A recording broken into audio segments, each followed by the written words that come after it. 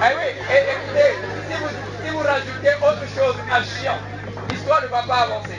D'accord? Donc, arrivé juste à chiant, on se tait et on écoute. C'est l'histoire d'un petit village. Ce petit village, chaque soir, après le coucher du soleil, quand les hommes et les femmes finissent de faire leurs activités, ils viennent s'asseoir à même le sol et ils écoutaient des conteurs raconter des histoires. Ce village s'appelait Amécopé, ce qui veut dire où vivent les hommes. Amécopé était séparé d'une grande forêt, gorgée de gibier, par un vaste étang très poissonneux, auberge peuplée de divers types de bestioles. C'était une merveille de la nature, une terre de toutes les libertés. Mais un jour, dans tout le village, on ne faisait que discuter, on ne faisait que réfléchir, on ne faisait que se poser des questions. Pourquoi? Les chasseurs qui allaient en forêt ne revenaient plus. Même s'ils revenaient, ils ne trouvaient plus de gibier. Les pêcheurs qui allaient pour pêcher ne trouvaient plus de poissons. Qu'est-ce qui se passait? Il y avait dans la forêt un monstre. Et ce monstre, les gens d'Amécopé l'ont connu que lorsqu'il s'est rapproché du village. C'était un énorme reptile, à la queue fourchue, deux grandes ailes, un grand museau de crocodile avec des dents de fer et qui crachait du feu. Ce fut la terreur. Et très tôt, les gens disent, oh, c'était un génie envoyé pour les punir du fait de leur trop plein de liberté. Ah oui, ça se voit. Chaque soir, ils sont là-bas, ils ne font rien. C'est pour ça que le bon Dieu a envoyé ça pour les punir. Mais les villageois ne pouvaient pas se faire dévorer par l'effroyable monstre. Ils lui donnaient à chaque fois qu'il venait dans le village. Et à tout le rôle, moutons, chèvres, poules, pétales, canards, bœufs, tout ce qu'il y avait comme bête dans le village. Ceux qui n'ont pas d'argent, ils vont fouiller dans leur poulailler, ils ramassaient les œufs et l'envoyaient au monstre. Mais le monstre, il a commencé, il a pris plaisir, donc il mangeait tous les jours. Il mangeait tous les jours et tous les jours. Alors il devenait de plus en plus gros et de plus en plus fort. Est-ce que vous avez deviné ce que ça peut être ce monstre? Un dragon, applaudissez pour lui là. Un dragon. Mais c'est la première fois que le village d'Amécopé a vu un dragon. Donc pour eux, c'est un dieu. Et là, le chef a réfléchi, il s'est dit, qu'est-ce qu'on va donner à ce dragon la prochaine fois qu'il viendra dans le village? On a déjà tout sacrifié. Les poulaillers sont vides. Les enclos sont vides. Il n'y a plus d'animal dans le village. C'est là que le chef a rassemblé le peuple. Et il leur a dit ceci. Les enfants sont l'avenir, n'est-ce pas? Nous devons les protéger. De même que les femmes de l'attaque du génie. Pour cela, nous sacrifierons à tour de rôle, comme d'habitude, mais cette fois-ci, plus de bêtes. De toute façon, nous n'en avons plus. Nous sacrifierons alors à tour de rôle nos anciens. Les anciens. Les vieilles personnes. Alors, les femmes et les enfants étaient d'accord. Parce qu'ils ne sont pas concernés. Alors ils acquiesçaient de la tête comme ça, comme des martouillards. Mais les vieillards, eux, ils se regardaient dans les yeux. L'un, l'autre, pour voir qui a la tête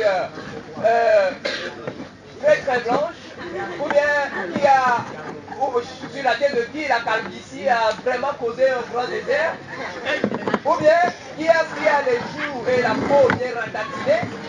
Bref, ils recherchaient le plus âgé de tous, qui sera le premier à être jeté au dragon. Et ils sont là quand ils nous voient à résonner du derrière. À gauche! La foule s'écarta et laissa passage à un jeune homme qui s'avança jusque devant le chef. Lui, il s'appelait Edgy, ce qui veut dire chez moi, C'était un fils de forgeron. Votre honneur, je proteste contre cette loi. Peuple d'Amécopé, il est temps d'affronter ce monstre que vous croyez être un génie, mais qui vous dépouille de vos biens, de vos proches et vous affame. N'est-il pas important de garder dans le village les gens d'autrefois? Hein? C'est pas important de garder dans le village les vieillards? Eux qui depuis des siècles consolident des liens. Vous pouvez voyager à travers contes, chants, proverbes et devinettes. Je serai la dernière personne dévorée par ce monstre. Ou alors il sera le dernier dragon monstrueux dans l'histoire d'Amécopé. Quand il a dit ça, tout le village a commencé par se disperser. Les gens murmuraient, sacrilège, hein? Abomination, Abousouna, hein? Hello. Comment ça? Comment est-ce que... Et dit là, il se prend pour l'enfant. Mais pourquoi est-ce qu'il ose parler comme ça au chef? C'est la première fois que quelqu'un a osé contester les paroles d'un chef dans l'histoire d'Amécopé. Personne ne voulait s'associer à cette idée que portait Edji. Personne ne voulait se voir complice des malheurs qui s'abattraient sur le village lorsque le génie effroyable l'apprenait. Cependant, cette nuit, Edji rentra dans la forge de son grand-père. Il fouilla dans les affaires, recycla des morceaux de métal, travailla dur et en sortit plus tard avec un tout petit couteau qu'il dissimula dans sa poche. Les jours passèrent sans plus un incident. L'effroyable n'étant plus de retour, la vie à Amécopé reprit son cours normal. C'est alors qu'une nuit, pendant que les histoires allaient bon train, l'effroyable s'annonça. Il cracha du feu dans l'air. Ce fut le chaos. Les gens couraient dans tous les sens criant « Au secours !» Des femmes couraient, serrant à leur poitrine leurs bébés. D'autres traînaient après elles leurs enfants. Les vieillards recourbés sur leur canne se dépêchaient. Certains parents n'ayant pas encore retrouvé leurs enfants à leur côté, les appelaient par leur nom. Mais au creux de cette grande désolation, Edji était là, planté dans la cour comme un piquet. Il sortit de sa poche le petit couteau qu'il serra fort dans la main. Et déjà que portes et fenêtres furent fermées, l'effroyable atterrit, se jeta sur Edji. Mais très habile, Edji le dribla. Il reprit son élan, se jette de nouveau, Edji le dribble. Il saute, Edji passe par-dessus ses pattes. Il court après Edji, Edji saute, et Edji atterrit sur le dos du dragon. De son petit couteau, chiant, il a crevé les deux yeux du dragon, et enfin, il enfonça l'outil au beau milieu du crâne du monstre. Du sang gicla. L'effroyable se débattit de ses ailes et de sa queue, renversa tout ce qu'il y avait aux alentours, passa les jarres et s'affala raide et mort.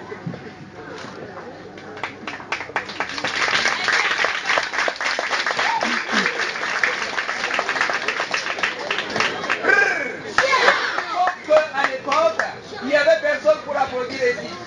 Tout le monde était caché dans sa case, d'autres sont sous la natte, d'autres sont partis s'accrocher au plafond, d'autres sont rentrés dans les greniers, les hommes étaient là à pleurer sur les canapés. Oh, les femmes sont là. Mais, vite, dragon.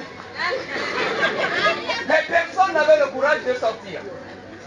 Mais quand ils ont constaté qu'il y a un silence, ils ont commencé à ouvrir leurs fenêtres pour voir ce qui se passait. Lorsque ils ont vu Edji debout sur le corps du dragon qui gisait par terre, un des vieillards s'écria « Oh, homme, devant un lion, peut-être réussiras-tu à te cacher. Devant un rhinocéros déchaîné, peut-être réussiras-tu à t'enfuir. Avec un peu de chance, tu échapperas à la gueule d'un crocodile. Mais face à toi-même, tu n'as qu'une seule option. Faire preuve de courage.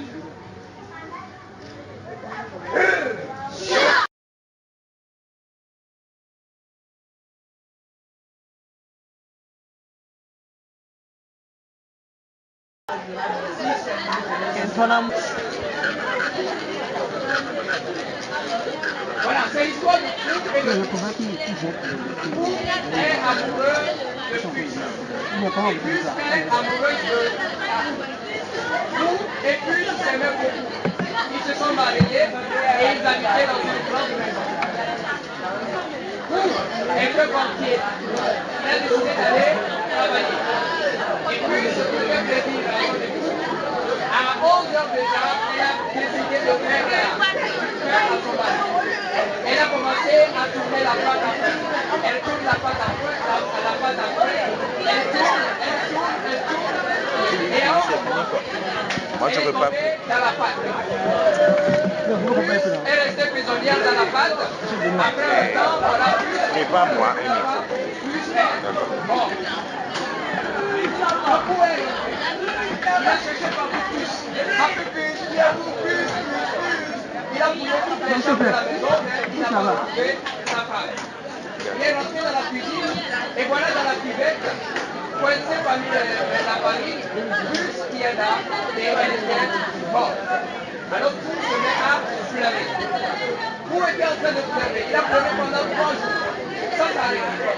Alors, c'est la porte qui s'inquiète. Et qui dit, pourquoi est-ce que tu pleures? Et pour dire à la porte, porte, tu ne sais pas, tu n'es pas au courant, plus est morte et moi je pleure. D'accord? On va reprendre ensemble cette phrase-là. Pourquoi est-ce que tu pleures? Porte, tu ne sais pas, tu n'es pas au courant, plus est morte et moi je pleure. D'accord? Allez, on y va. Pourquoi est-ce que tu pleures? Tu ne sais pas, tu n'es pas plus et moi. Quand Pou a dit ça à la porte a dit, ah, c'est Christ, moi je vais graisser. Et la porte a commencé à graisser. C'est le chat qui est rentré et qui voit la porte aller, bon, qu'est-ce qui ne va pas? Et la porte dit au chat, c'est bon, ça va, il n'y a pas de souci. Chat, tu ne sais pas, tu n'es pas au courant, plus est morte, l'heure et moi. Est-ce que ça va? Sinon on arrête. La porte demande à Pou, pourquoi tu pleures? Et Pou dit, tu ne sais pas, tu n'es pas plus et moi. Alors, la porte a dit, c'est triste, moi je vais graisser, et la porte a commencé à graisser. Le chat est rentré, porte, pourquoi est-ce que tu graisses? Et la porte lui répond, chat, tu n'es pas plus et moi. Et la porte, le chat dit voilà, c'est triste, moi je vais miauler. Et le chat a commencé à miauler et miauler. Le chat miaule tellement si fort que le chien est rentré et a dit le chat, qu'est-ce qui ne va pas? Et le chat dit au chien, chien, tu n'es pas plus la porte et moi, non, le chat et moi, j'aboie. Le chien a décidé d'aboyer, le chien a aboyé. Donc, après le chien a aboyé tellement si fort que le tonneau a dit, mais qu'est-ce qui ne va pas, chien? La dernière fois que tu as aboyé, c'est quand il y avait la caravane. Mais maintenant, c'est quoi? Et le chien dit, non, c'est comment?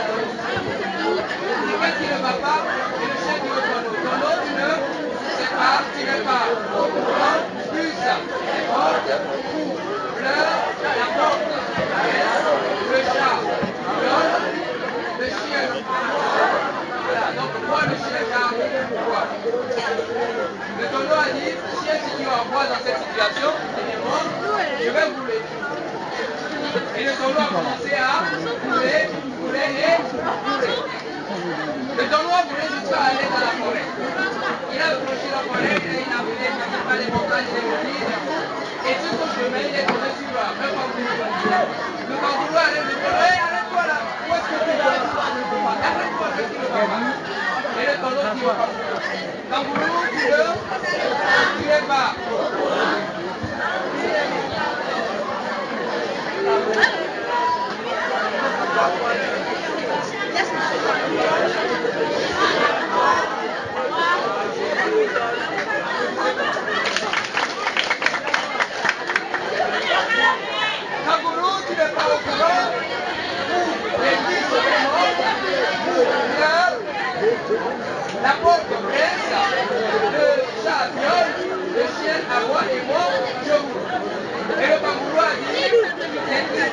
moment de dire, je vais sauter pour m'accrocher à une étoile.